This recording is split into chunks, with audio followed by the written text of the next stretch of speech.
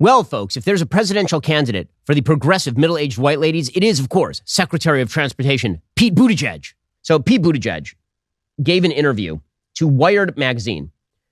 This is, I think, the worst piece I have ever read. I mean, it's by Virginia Heffernan. I cannot believe how bad this piece is. So Pete Buttigieg, the Secretary of Transportation, you know his name for two reasons. One, he is gay, and two, planes are falling out of the sky and trains are falling off the rails. The piece is titled, Pete Buttigieg Loves God, Beer, and His Electric Mustang. Sure, the U.S. Secretary of Transportation has thoughts on building bridges, but infrastructure occupies just a sliver of his voluminous mind. Now, when I first read this, I was like, is this a parody? It is not a parody. This is how the media again, this is how white, middle-aged, progressive ladies think about Pete Buttigieg. They want him to be the standard bearer. Why? Well, because, he went to Harvard, and then he worked at, McKinsey, and he was a Rhodes Scholar, and he learned Norwegian in very rudimentary fashion just so that he could read a book. Woo-hoo-hoo-hoo. And, of course, he's extremely gay. And he likes to talk about how his gayness is a facet of his spirituality, and it has something to do with Christianity or something. Pastor Pete, he likes to lecture everybody else who's been apparently misreading the Bible for the last several thousand years. He has discovered new realms of imagination inside the Bible, inside his voluminous mind. So here is Virginia Heffernan writing about Pete Buttigieg.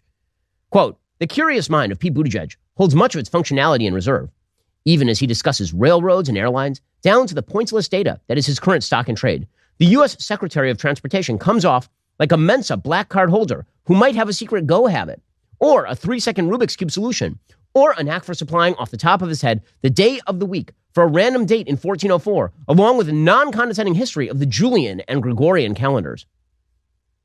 I didn't make that up. That's a thing a human wrote. It's not written by a progressive AI. That is one of the worst paragraphs I've ever read. And I don't know how she's going to be able to remove her head from Pete Buttigieg's colon after that. That is insane. Mensa black card holder who might have a secret go habit. But wait, it gets worse. As Secretary Buttigieg and I talked in his underfurnished corner office one afternoon in early spring, I slowly became aware that his cabinet job requires only a modest portion of his cognitive powers. Other mental facilities, no kidding, are apportioned to the Iliad, Puritan historiography, and Now Guards Spring, although not in the original Norwegian. Slacker. Fortunately, he was willing to devote yet another apse in his cathedral mind to making his ideas about three mighty themes, neoliberalism, masculinity, and Christianity, intelligible to me. He has emerged from on high. He, in all of his great wisdom and intellect, has emerged from the cathedral apse of his mind in order to bestow upon us all of his wisdom. By the way, what is the wisdom of Pete Buttigieg? It's stupid. So the wisdom of his cathedral mind includes the notion that the right is defined by two things: lowering taxes and stopping legal access to abortion.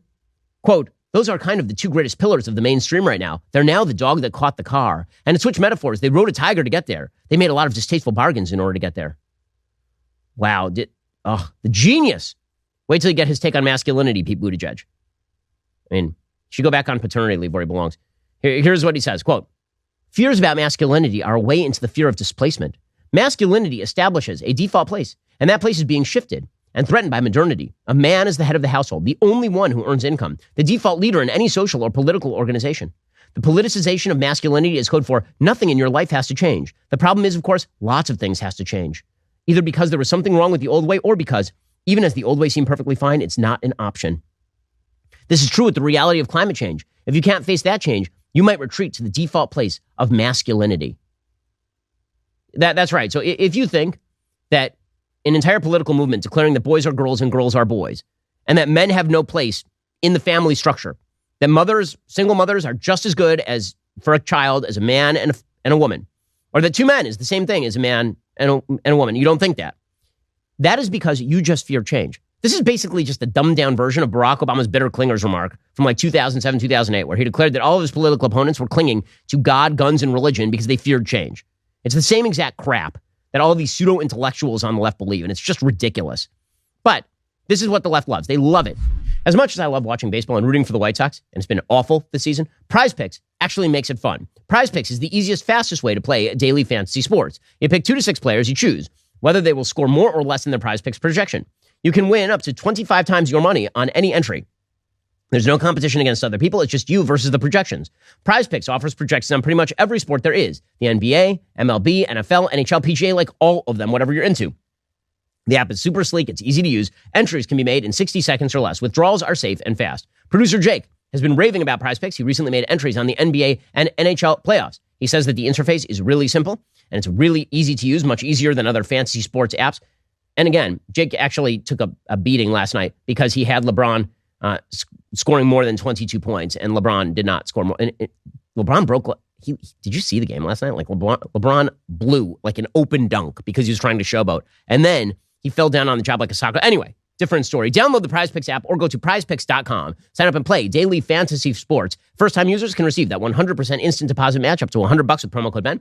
If you deposit $100, Prize Picks gives you $100. Don't forget to enter promo code Ben at sign up for that instant deposit match up to $100. Everybody knows I love my Helix sleep mattress. Did you know they just launched their newest, most high-end collection? This is the Helix Elite. Helix has harnessed years of extensive mattress expertise to bring their customers a truly elevated sleep experience. The Helix Elite collection includes 6 different mattress models, each tailored for specific sleep positions and firmness preferences. I've had my Helix sleep mattress for like 5 years at this point. It is just great.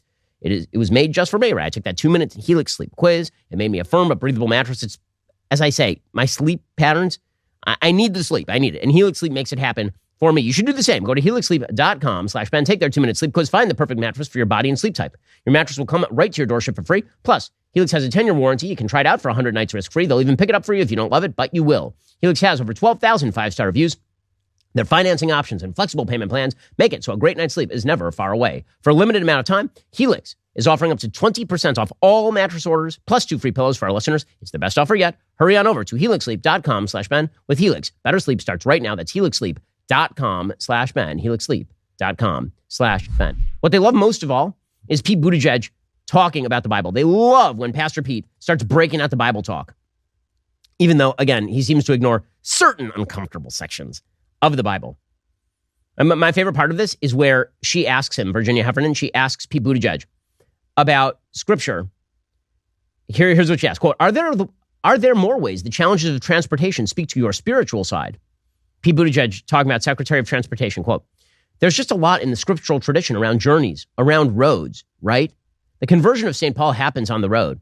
I think we are all nearer to our spiritual potential when we're on the move. Something about movement, something about travel pulls us out of the routines that numb us to who we are, to what we're doing, to everything from our relationships with each other to our relationships with God. That's part of the reason why so many important things in the Bible happen on highways. And then journeys, they're also just marvels. Oh, he's awful. But they love it. They love it. So this is the side of it. By the way, Pete Buttigieg does actually talk like this. If you think Virginia Heffernan is just making this up, wrong. Here's Pete Buttigieg actually talking about climate change. You would not want to be at a dinner party with this guy under any circumstances whatsoever. Hello, I'm U.S. Transportation Secretary Pete Buttigieg, and I want to thank the Austria World Summit for inviting me to say a few words today. And I want to recognize all of the leaders who are gathered here for your continuing commitment to addressing the global challenge of climate change. It's clear to all of us by now that climate change is a major threat to security and prosperity everywhere. Now, stories of climate disaster have always been on humanity's mind in some fashion, dating back to ancient legends and scriptural traditions in nearly every faith, telling of floods, fires, and other calamities. But the climate challenge in front of us is not some prophecy of cosmic doom. It is a specific set of problems. Oh, my. Now, back in ancient times, when you read the Epic of Gilgamesh, you will see a flood story. And that speaks to me as Secretary of... He's so awful. He's awful. They made him sort of the apex predator of left-wing radical gender ideology. That's the only reason they're looking at this mediocre white guy who was the poor mayor of a very small town in Indiana. And they're like, this guy should be president of the United States. So he represents that the he's what the white progressive ladies like. And then there's the second half of the Democratic Party. And that is represented supposedly by Kamala Harris. Now, even among black Americans are not like, I love Kamala Harris. She is just the best. But she's what a white progressive lady's idea of what black people want is. It's really quite astonishing. So the other half of the Democratic constituency, supposedly, and again, remember, the Democratic Party is an elite institution. What that means is the people at the very top of the Democratic Party don't actually represent black Americans. It's a bunch of white people in a back room somewhere who went to Ivy League colleges deciding what black people want. So they have a split. One half of this white elite that runs the Democratic Party wants the Democratic Party to essentially be Pete Buttigieg. The other half says, no, it's got to be Kamala Harris because she is so intersectional. There's one problem. Kamala Harris is totally bad at this. I mean, here's Kamala Harris yesterday, and she starts laughing. Kamala Harris's laugh, man, that thing could shatter glass. It's like nails on a chalkboard. Oof. First question. Let's start with your favorite song of all time. Oh, my favorite song of all time. I was going to say something from Bootsy, but... We love that. I mean, I don't know if your viewers you know Funkadelic. Yeah. Okay. I mean, I am 28.